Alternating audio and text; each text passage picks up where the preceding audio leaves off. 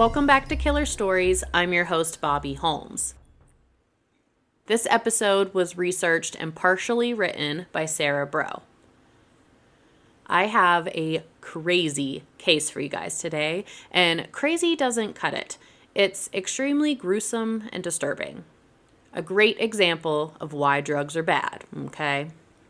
And not just drugs, I can't blame this all on drugs, but drugs mixed with an untreated mental illness. Bad combo. It takes place in 2022, Green Bay, Wisconsin. I had a listener from the UK write in and ask for me to go a little more in depth with geography in my stories as they are unfamiliar with the states. Wisconsin is in the northern United States. Its northern and eastern boundaries are surrounded primarily by two of the Great Lakes. The city of Green Bay sits on the coast of Lake Michigan. Wisconsin is also known for its cheese, hence fans of the NFL Green Bay Packers' nickname being Cheeseheads. They literally wear giant foam cheese wedges on their heads. Not the weirdest thing football fans do, much less destructive than breaking tables or burning couches. Anyways, back to our story. Let's start by introducing the people involved in today's case. In 2022, Tara Pakinich was residing in Green Bay with her 24-year-old son, Shad Thyrion. Shad was dating a woman, I guess, similar in age at 24. Her name was Taylor Shabusiness. Now we need to dig further into Taylor. Funny thing about Miss Shabusiness, that was not her given name. Shocking, I know. She was born Taylor Denise Coronado. Taylor had an incredibly hard upbringing. She was raised in a house of chaos. Her mother, Marla, was a severe alcoholic and was in constant spats with her father, Arturo. She had one sibling, a younger brother named AJ.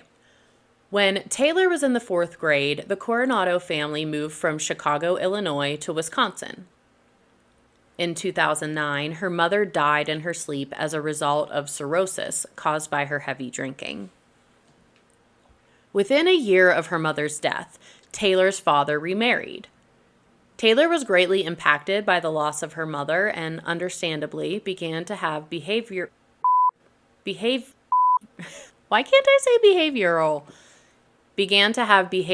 problems at school. It can't be easy losing your mother, but to have her be forgotten and replaced so quickly by her father also struck a chord. By the time she was in 7th grade, Taylor began receiving mental health treatment after a suicide attempt. She was found by her father holding a knife to her throat. Taylor was taken to be evaluated by a psychiatrist and was prescribed a mood stabilizer, an antidepressant, and an antipsychotic medication.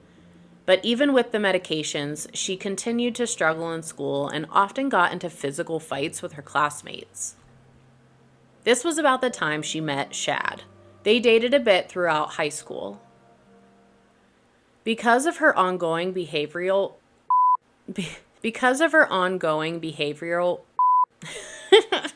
shit, can't talk. Because of her ongoing behavior issues, Taylor was expelled from high school, and Arturo sent her to live with his parents in Temple, Texas. Texas is a large southern state that borders Mexico.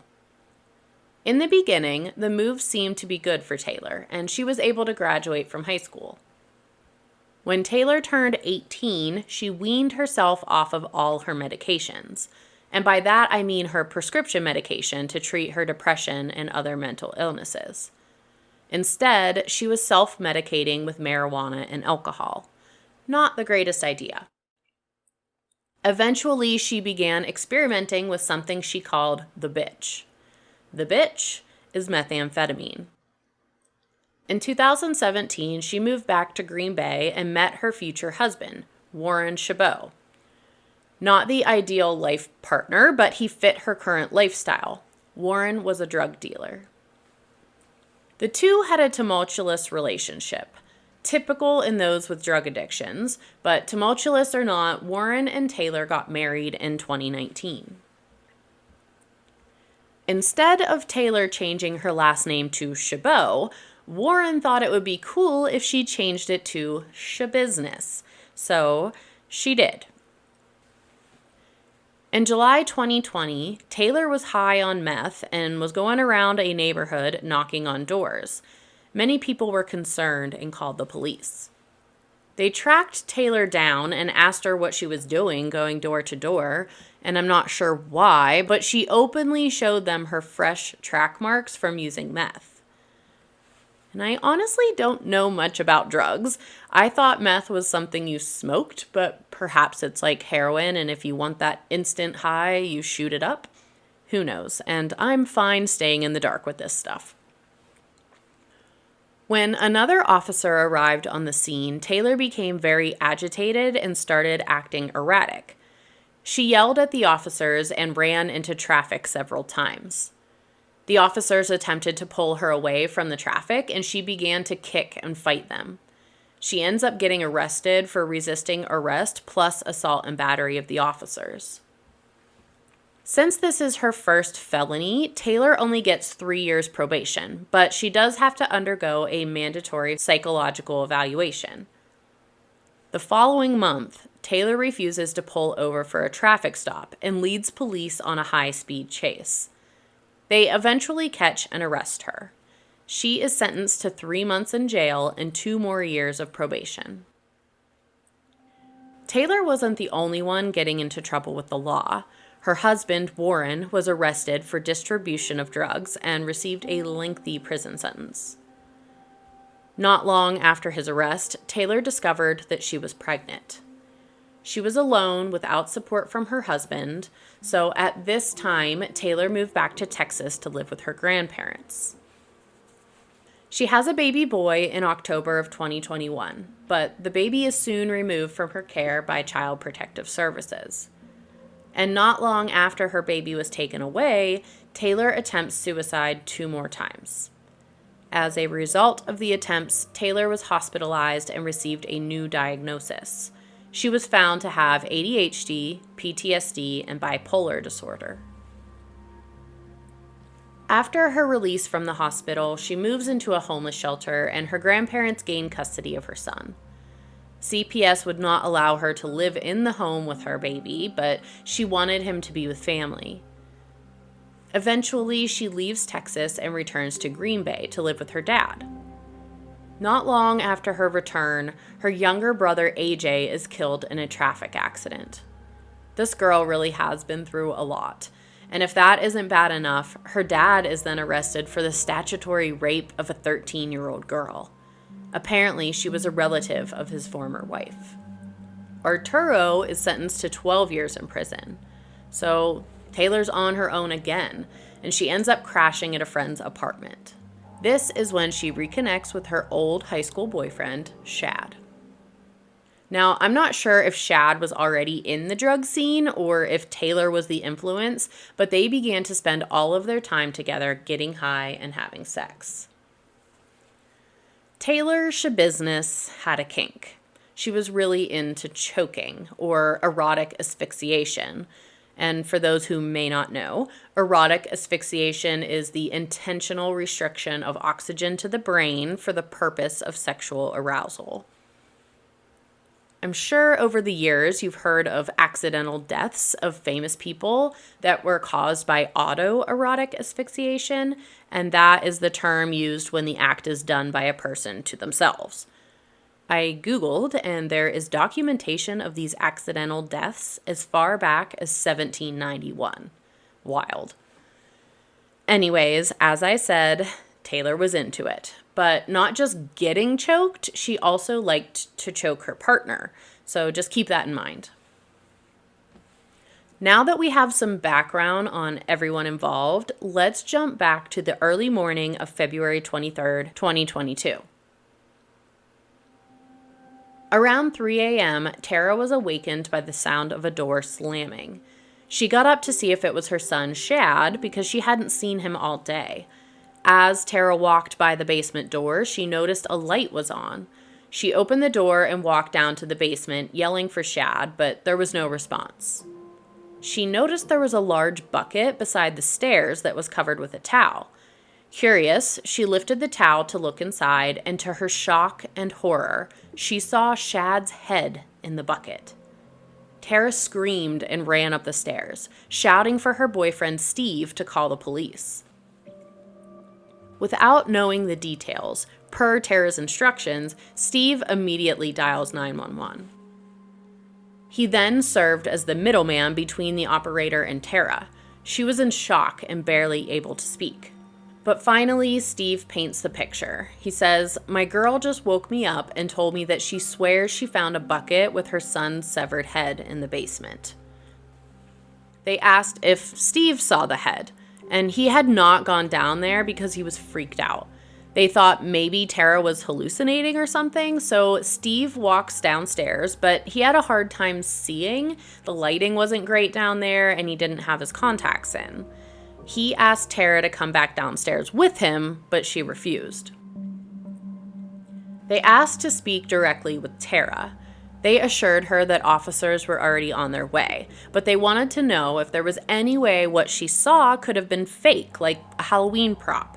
She said no, it was definitely real, and it was her son, Shad. The police arrived and confirmed that it was indeed a human head. And not only a head, but also a severed penis with testicles attached was also found inside the bucket. Police immediately taped off the home and deemed it a crime scene. When investigating the basement, they noticed blood stains on a bare mattress and smeared all over the basement floor. It appeared as though someone had haphazardly attempted to clean up. There was also blood found in the bathroom. Tara told the police the last time she saw Shad, he was with his girlfriend, Taylor Shabusiness. The police began looking for Taylor while continuing to secure the crime scene. The big question was, we have a head and genitals, but where is the rest of Shad's body? Police eventually discovered Shad's torso inside of a tote bag. Upon further inspection, a foot had been shoved into his chest cavity. Other organs and body parts were found in plastic bags and boxes scattered around the basement. Several bloody knives were also found. Taylor was located later that day in the apartment complex where she had been staying with a friend. She was not even trying to hide. I mean, seriously, typically in the cases I cover, people try to conceal the body and skip town. This crazy chick was just doing her thing, no shits given. When detained, Taylor's clothes were still covered in bloodstains. Girl didn't even shower or change her clothes. Officers placed her in handcuffs while they searched her minivan. One of Shad's legs and other body parts were recovered from a crock pot box inside of the van. Taylor Shabusiness was placed under arrest for the murder of Shad Thyrion and taken in for questioning. The following is information obtained from Taylor Shabusiness's statement to police. The previous day, Taylor and a friend took her roommate's minivan to pick up Shad from his mom's house. From there, they met a dealer to buy some drugs. They purchased weed, meth, and trazodone before heading back to the apartment where Taylor was staying. They do the drugs and hang out for the majority of the day. Her friend leaves to go home, but Taylor and Shad aren't done. They head out to buy more meth before going back to Shad's house. Once there, they go down to the basement to do more meth and have sex. They bust out 2 dog choke collars to use for erotic asphyxiation. And they both enjoyed being choked during sex and had done it several times before. Shad put the collar around his neck and laid face down on the bed. Taylor climbed on his back and began to choke him. She noticed that his face was turning purple and he began to lose consciousness. She told police that it seemed to her like Shad's neck kept rebuilding muscle, and as a result, she pulled harder on the chain. She said she enjoyed watching his face change colors and that the action excited her sexually. Shad coughs up blood, and Taylor pulls even harder on the chain because she felt she had gone too far to stop at that point. She stated she knew that he would die as a result of her actions, but she just couldn't stop. She also asked the officers if they ever loved something so much that they had to kill it. I can only imagine their reaction to a question like that. And believe it or not, it gets even more messed up. After Shad's death, Taylor said she performed oral sex and other acts with his body. And this seemed to go on for hours, and Taylor indicated that she had been dismembering him at the same time. She said she was, quote, sucking and cutting simultaneously. She had gotten the knives from the kitchen upstairs and said that the bread knife worked best. She also takes a nap during this time before continuing her cleanup. She catches the blood in a bucket beside the bed and dumps it into the shower. She put the head and his penis in a bucket, intending to take it with her when she leaves. Obviously, slipped her mind. She cut Shad's body in half lengthwise and removed his internal organs, placing them in plastic grocery bags. She cuts off his arms and legs as well as his feet. She puts one foot in his chest cavity and then places that into a large tote. She begins cleaning up the floor and the area, but eventually gets tired and just gives up. Taylor said that she was suffering from hallucinations and at this point is extremely paranoid and just needs to get out of there. She leaves, taking Shad's intact left leg and foot in a crock-pot box, but forgets to take the bucket. I can't believe I left the head, is her response to police. Closing the front door as she was leaving is what awakened Tara and caused her to discover Shad's head. Taylor drove back to the apartment complex where police soon locate her and the minivan. The police notice blood on the door and bloody footprints in the snow leading away from it right to Taylor's door. As they approach the apartment, Taylor was walking out. The officers begin talking to her and see that her black clothing and hands are bloody, caught literally red-handed. She is handcuffed and the van is searched. Shad's leg and foot are quickly discovered. Taylor went on to say that she liked choking Shad and found it very exciting. When asked if Shad had tried to fight back, she said that he did, but she had won. She hadn't taken any other drugs, but said that she wished she had because it probably would have helped with the dismemberment process, which was, quote, pissing her off because it took so long. But then she turned around to add that she fucked up and that she is sorry for what she did. She was held in prison on a $2 million cash bail. Now, this is a pretty open and shut case. Shad was murdered, and it's obvious Taylor Shabusiness was responsible. She confessed. But now there's the determination of Taylor's mental competency. Taylor was assigned a court-appointed lawyer named Quinn Jolly. He filed a motion to determine whether Taylor is mentally competent to stand trial. She enters a not guilty plea by reason of mental disease or defect. During the hearing to determine whether Taylor needed to undergo a mental health evaluation, she attacks Jolly. There are photos. It's crazy. In the middle of her sentencing, wearing an orange jumpsuit and handcuffs, she turns and attacks the person who was there to support her. Afterwards, Jolly asked to be removed as Taylor's lawyer, and another public defender, Christopher Froelich, was assigned to her case. Taylor is evaluated by several mental health professionals. One determined that she was not fit to stand trial. Taylor got extremely angry during one of her evaluations to the point of screaming and throwing a chair at the psychologist, but to some it came off as staged. In the end, the judge eventually ruled that Taylor was fit to stand trial, and it began in July of 2023. Shabusiness's defense attorney, Christopher Froelich, told the court that she would speak on her own behalf before sentencing.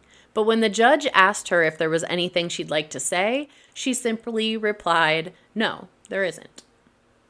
Froelich told the court she's not a monster, adding that at age 25, there's still time for his client to be rehabilitated.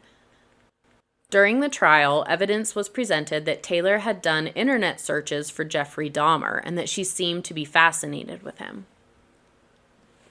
Taylor chose not to take the stand in her own defense, and her facial expressions were very odd throughout the trial. She was often seen laughing and smirking. The jury deliberated for an hour before returning verdicts of guilty on all charges: first-degree intentional homicide, mutilating a corpse, and third-degree sexual assault. She was sentenced to life without the possibility of parole. Warren, her husband, or former husband, I honestly do not know if they're still married, he is still in federal prison and has posted on several social media platforms proclaiming his support and love for Taylor. Taylor is incarcerated at the Taycheedah Correctional Institution in Fond du Lac, Wisconsin. She will live the rest of her life in this prison, and there is no possibility of parole for Shabusiness. I honestly cannot even take her seriously with that name. Should have played a game to take a shot every time I say Shabusiness. I first saw this case on Murder, Mystery, and Makeup with Bailey Sarian on YouTube, and she cracks so many jokes like, "Let's get down to Shabusiness," and "mind your own Shabusiness." And I know it's so terrible, and I feel for Shad and his family. It is ridiculously violent crime, should have never happened. But Shabusiness, and she chose that name. I do believe she is mentally ill, but I also agree with the sentencing. She knows what she did, and she enjoyed it. She needs to stay behind bars for the rest of her days. Please join me on social media to discuss this case. Follow me on Facebook, Instagram, and Threads at KillerStories Podcast. I recently started a new segment titled Close Calls. If you have a true crime event you experienced, please send your story to KillerStoriesPodcast@gmail.com. You can add your name or remain anonymous. My plan is to start incorporating episodes of listener encounters so that I'm able to put out more frequent content. Please continue to send your true crime case suggestions in as well. I want to share a message that was sent via Instagram DM from listener RN Steyer. She said, "Bobby, I appreciate you continuing to research these podcasts. I am so sorry about your dog. I honestly can't imagine. And thank you for always having a bit of sarcasm in all of your podcasts. It's refreshing and it makes me laugh. And don't ever listen to trolls. You're doing just fine." I can honestly say I just laugh at the hate messages I get. Nothing more I can do or say. I'm doing me. Listen or don't.